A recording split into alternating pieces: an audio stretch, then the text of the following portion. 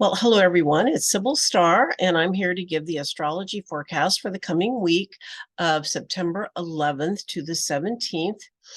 And so I call this MoonDay morning astrology because it comes out on Mondays, and Monday is the day of the moon. It comes out actually on Monday mornings usually. Okay.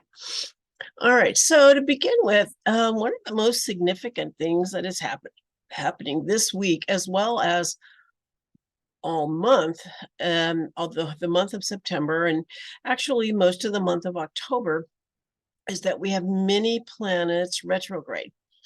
We start off the week with 7 retrograde. Mercury goes direct on this week on September 15th. But the other points that are retrograde are Jupiter, Saturn, Uranus, Neptune, Pluto, and Chiron. Yeah, and Jupiter just went retrograde and Venus just went direct. So there's a tremendous amount of retrograde motion. And and this has been happening the last couple of years, that from probably around mid-August through mid-October, many planets, there's kind of a logjam of energy of all these planets going retrograde. And when planets don't actually go retrograde, they don't go backwards. It's when they appear to move backwards due to the change in the orbit, in the speed of their orbit around the sun and our orbit around the sun. Okay. But so when they go, we live in a speaking universe and everything has meaning. And so when planets go retrograde, it's telling us to go back within, go back over points that we've traveled before. There's unfinished business, there's something that needs to be done. And it's a very inner focused, introspective kind of a time. Now, when we have planets retrograde in our natal chart, it one of the meanings was the same in the fact that there's some unfinished business in the area of whatever that planet rules, but it's also we're being asked to individuate from the consensus reality, from the norm in the area that that planet rules. Okay, such as Venus is around relationship, Mercury is around our perception of the world, Mars is how we express action and our direction in life. Jupiter's around our beliefs, Saturn's around personal authority, and so on and so on. And I heard someone recently say that retrograde planets actually function in a very Uranian way. It's kind of rebellious. It's contrarian. It does things differently. Okay, but we're wired that way because it's a way to extend the greater reality, to step beyond what everyone else agrees is the way to express this energy. Okay, and to find our own way of self-expression. Okay. But anyway, by transiting planets, it's really a time of deep reflection and renewal, a reset, and a time for allowing what is. It's like, when you come up against a log jam, you have to kind of slow down as you approach it and realize, how am I going to navigate this? Take some time to kind of think it through. Okay. And it also asks us to try to stop swimming upstream, to just to take a break, to rest, to slow down and regroup. It's not a time to push ahead with things that aren't moving. Now, if something is moving and flowing, that's different. But if something isn't moving, just kind of step back, regroup, kind of get your bearings again, and kind of see what wants to happen. Anyway, it's also a time of reorganizing your life, taking care of loose ends, and to come back into the present moment, because often we get so ahead of ourselves. And retrograde planets, that's what they tell us, is that we've gotten ahead of ourselves and we need to come back into the present moment, because the truth is that in the present moment is where life happens. All right. Okay. So anyway, we have the sun is still in Virgo this week. It doesn't change until the 23rd. And so I don't really have those degrees of Virgo. I'm going to say it's from about 19 to 25, right in that area. Okay. And Virgo is the archetype of the priestess, which has to do with sacred work. I've been talking about Virgo. It reminds us there is no difference between the sacred and the mundane. It's all about our attitude and how we approach whatever it is that we are doing. That old saying, before enlightenment, chop wood, carry water. After enlightenment, chop wood, carry water. It's just that your whole attitude has changed. You realize that everything is sacred. Every moment is sacred. Okay. Virgo says it's time to take care of practical concerns. Tending to the details of everyday life may not sound like a lot of fun, but it is a necessary part of our lives, and it is sacred. It's taking care of ourselves. So it's an ideal time to get organized, to do detail work, and to improve communications. Virgo also brings up health issues, maybe some places that need some attention in your health. It is the sign of self-improvement. Virgo knows that no matter how good we are, we can probably do something better than we did it before. But it is also the shadow of Virgo is the inner critic and the belief that we can be perfect. That old saying, from dust we came, to dust we shall return. And in between, all we do is dust. Because the minute we turn our, the minute we stop trying to organize chaos, it becomes chaos. Okay, that's what it's all about. And so it is recognizing that as spiritual beings, we are perfect. As human beings, we will never be perfect, and to be kind and gentle with ourselves.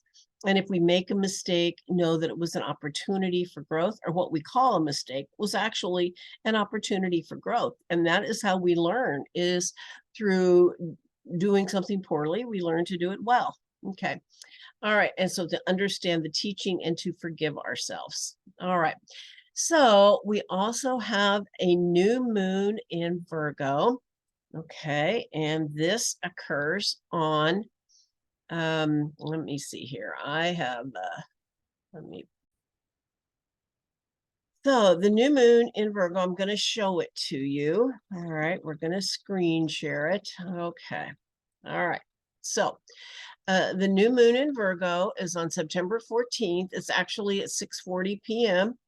And it is at 21 degrees, 58 minutes of Virgo. I have a little glitch here, but that's when it is. 21 degrees, 58 minutes at 6:40 p.m. Pacific time. And let's see what else. So what we've got going on here is really interesting. So we have a very powerful aspect. So we have the new moon here.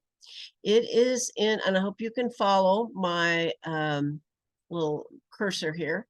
It is in a trine with Pluto here at 28 degrees of Capricorn. It's a little wide, but it's there. And then that is trine Uranus at 22 degrees, 57 minutes of Taurus. And that comes back, and it is in a tight trine with this new moon.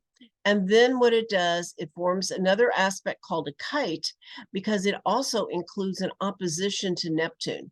So we have here this grand trine opposite with the sun and moon opposite Neptune. Okay, that's called a kite. And we also have the sun and the moon is in a trine to Jupiter as well. So it's about a 5-degree trine there. Okay.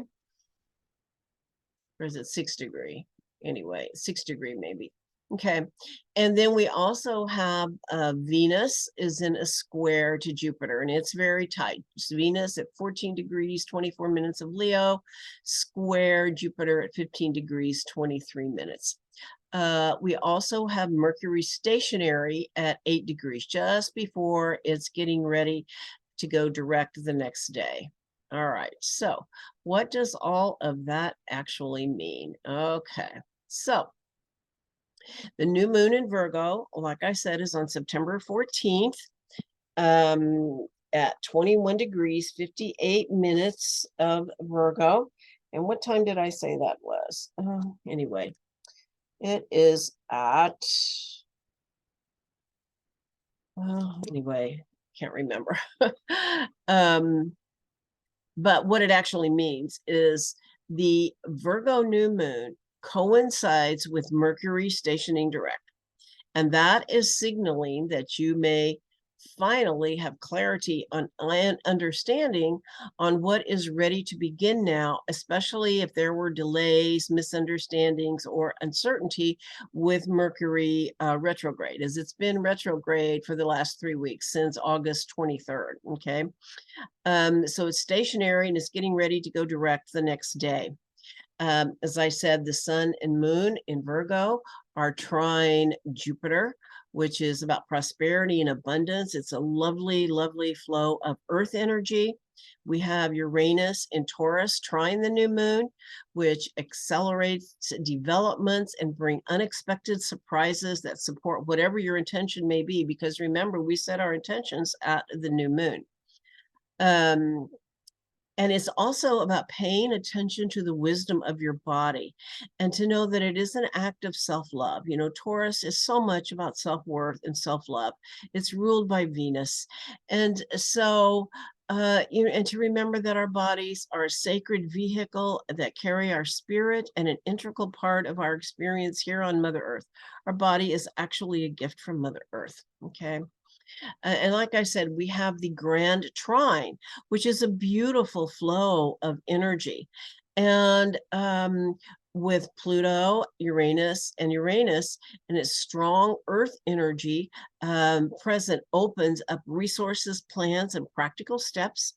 I think it's a manifesting kind of an energy. We're able to create with the energies of Mother Earth and that deep connection to Mother Earth. And like I said, too, it is also a kite. And the new moon is engaged in a beautiful kite aspect.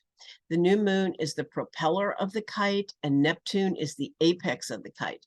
This means that whatever we seed at the time of the new moon will eventually bloom into something beautiful and magical. In this lunation cycle, we can really set our dreams in motion, and they can come true because this is a manifesting energy. But it's also, I love this quote from Yogananda because I feel like this is really the core of the meaning of this. It says, do your best and then relax. Let things flow in their natural way. Do not force them. It's like put your plans in motion and let them flow. Don't force them. Don't try to control them. Just kind of follow the energy because you've kind of really put it into the energy of Mother Earth. Okay. And to know that we are always held in the arms of the Mother and that everything is perfect, even when we don't really understand it. And of course, the ultimate evolutionary teaching, which is confront your fears, ask for help, and trust the process. It's so much about trusting the process. Okay. And Uranus, Neptune, and Pluto are all outer planets. So this makes it a very collective and experience and very much about raising our frequency. And Neptune, of course, is the divine heart and is creating from a place of universal love, tuning into love to create the world we want. All right. So, like I said, Mercury is stationary at the new moon, but this week, the very next day, September 15th, Mercury goes direct in Virgo at 8 degrees of Virgo. Virgo is its own sign. Mercury rules Virgo. And in Virgo, Mercury is our mind, is how we perceive the world, it's our perception, and it's very focused, efficient, and practical. It's detail-oriented and organized. And it analyzes data. Mercury rules two signs, Gemini and Virgo. In Gemini, it's about the collection of data. In Virgo, it's about the analysis of the data, kind of taking it apart, seeing, so it's a time of some deep thinking, using critical skills to analyze the information that is coming in, to see through what is not true and discover what is true. And I do feel like Mercury retrograde, kind of the major point of it to begin with, is it is about that's that quote from, I've heard it attributed to Wayne Dyer and Albert Einstein, that when you change the way you look at things, what you look at changes. Meaning when we change our perspective, our perception of the world changes. It's all about how we see the world and how we approach it as to how we experience the world, which is actually our perception. And when it goes direct, our perception of the world may have changed due to the ability to focus. Mercury retrograde has a great ability to focus, more so than Mercury direct. And what I've discovered in this Mercury retrograde period that is very much about my health and my body. And I've had some wake-up calls regarding the care of myself and my body. All right. Now we have Venus square Jupiter this week. Actually, Venus has been square Jupiter. It's been within range since, what did I say? Something like August 20th. It has, because Venus was direct, and then, or excuse me, Venus was retrograde and then went direct, and just the next day, Jupiter went retrograde. So this retrograde period is really lasting about a month. Or excuse me, the dance between Jupiter and Venus is lasting about a month, which is much longer. It's usually just a few days that they dance with each other. And so, but as Venus goes direct, she's in what's called her retrograde cycle, which means she goes back over the same degrees. So it's actually bringing awareness into what has occurred and how to move forward. Okay. And all retrograde planets ask us to diverge from the collective to find what is true for us. To me, Venus retrograde is very much about learning to value ourselves. We need to find our own self-worth, even when who we are is not reflected back to us as valuable by the culture. Okay, and I've certainly found that to be true as I age, that the more I need to go within to find my own value, because the culture doesn't really value older women as much. Okay, so we need to find it within ourselves, and that's the real truth of it anyway. Okay. All right. And of course, Venus is so much about relationships, not only with others, but with ourselves. And so I would say, how are you valuing yourselves in your relationships with others? Okay. And in Leo asks, are we compromising who we are to receive love? And how are we valuing what makes us come alive and brings life force energy? These are some of the teachings we may have had with Venus retrograde. Okay. And also knowing that Venus is kind of a shuffling of others in our field, okay, and that as our resonant field changes, so do those within it. So it's kind of like who has shown up and who has disappeared from our lives. Often we have business with people from our past, whether it's this lifetime or others. I have certainly had business with family from the past, which is really surprising. I was not expecting this, and it is what has really shown up for me. Okay. Now, as I said, Venus is square Jupiter from August 20th to August 23rd. It's exact on September 16th at 15 degrees of Leo and Taurus. And so Jupiter retrograde in 2023 began the cycle on September 4th at 15 degrees of Taurus and ends on December 30th at 5 degrees of Taurus. Generally, Jupiter retrograde is associated with looking inward to find true happiness and fulfillment. Jupiter really retrograde or direct brings optimism, intuition, tolerance, and a future-oriented thinking.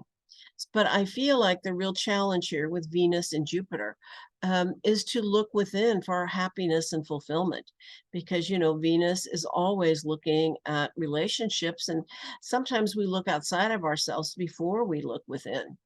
And so I feel like what is challenging us to do is to how do we come to like ourselves in our own company. I think this is a great quote. Venus and Uranus are going to be making a square at the end of the month, but I feel like this is just as significant for the Jupiter-Uranus square, this quote that says, in a society that profits from self-doubt, liking yourself is an act of rebellion. Okay. But it's really important to know that others are incapable of filling us up. You know, it really is an inside job. And so it's about healing old issues of self-worth and a lack of self-love, to remind ourselves, remember that we are deserving of love. It is our birthright, but to know it starts within. We cannot love others if we cannot love ourselves first. Venus is a magnetic energy that attracts others to us that are in our same resonant field. And when we are in a resonant field of self-love, we draw people that also love themselves, and then we can love each other. Okay. And to also know that self-care is an act of self-love. You deserve your own love. Tuning into the frequency of love. I just want to share a little personal story. My brother crossed over, I think it was last week, and it was actually just a few days before Jimmy Buffett passed over. And my brother was living in Florida, in Panama City, and he became a parrot head. And he was a lover of Jimmy Buffett. And I really hadn't been paying attention to Jimmy Buffett until just recently. Again, I listened to him back in my 20s. I had tons of his music then. That was a while back. But I had come to understand that his music spread so much love and joy. And I feel like it really helped my brother become content and happier than I've ever seen him. And he was as happy as I've ever seen him in the last couple of years of his life. And I'm grateful for this. Like I said, he died just a few days before Jimmy Buffett, and I'm imagining them meeting up in the great cosmic ocean on a beautiful heavenly beach. And they're getting together. Okay. And, Venus square Jupiter, they're both planets that bring blessings. And, they're showing us the many blessings in our lives. And sometimes they come in ways we don't expect. I am so grateful that my brother suffered very little prior to his passing, and that he was more peaceful and content than I have ever seen him in the last years of his life. Music and the ocean were two of his great loves. And I'm also grateful too that I'm going to be able to go to his memorial. My other brother has made that possible.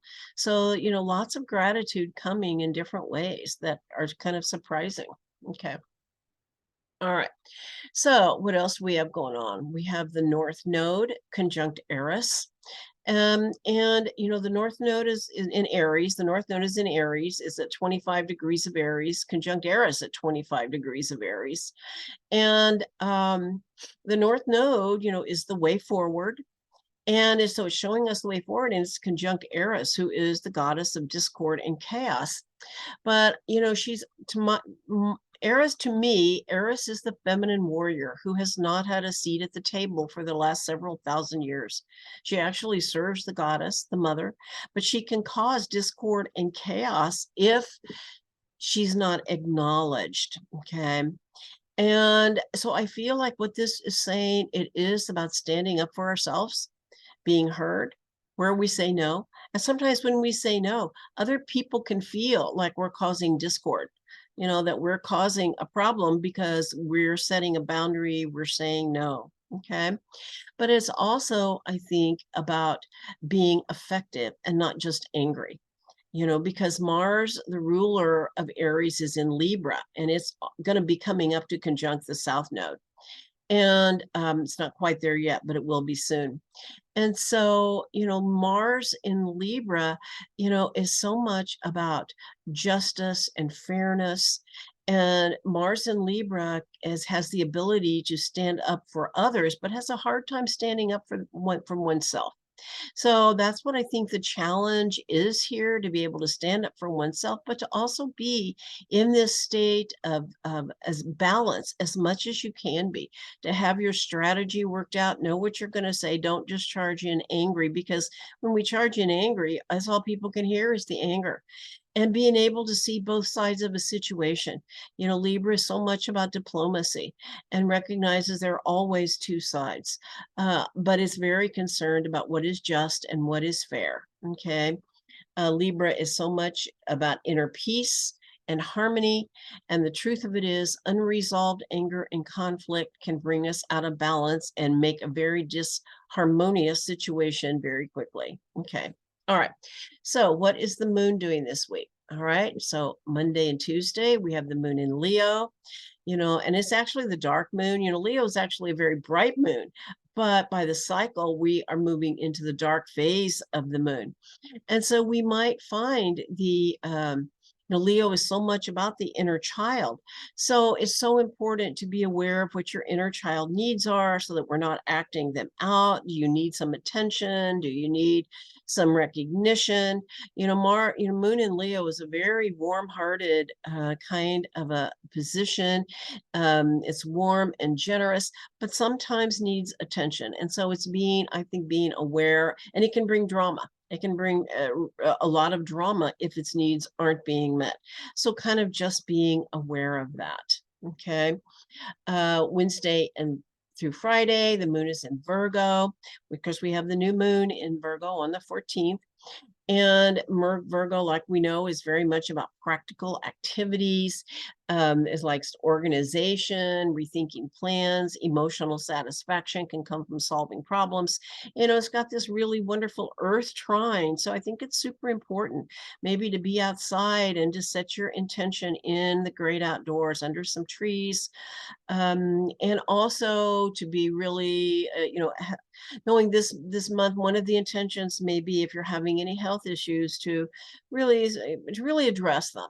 I know there's a couple of cleanses I need to do, some things I need to do for myself. What is it you need to do for your health? Okay. All right, and then Saturday and Sunday, we have the moon in Libra, and Libra is so much about connecting with others. It's great that it's coming on the weekend. It could be a great day if you have a partner. It could be a super romantic time. If you don't have a partner, just getting together with friends, sharing, emotional bonding. Libra is very empathetic and really likes to have connection with others.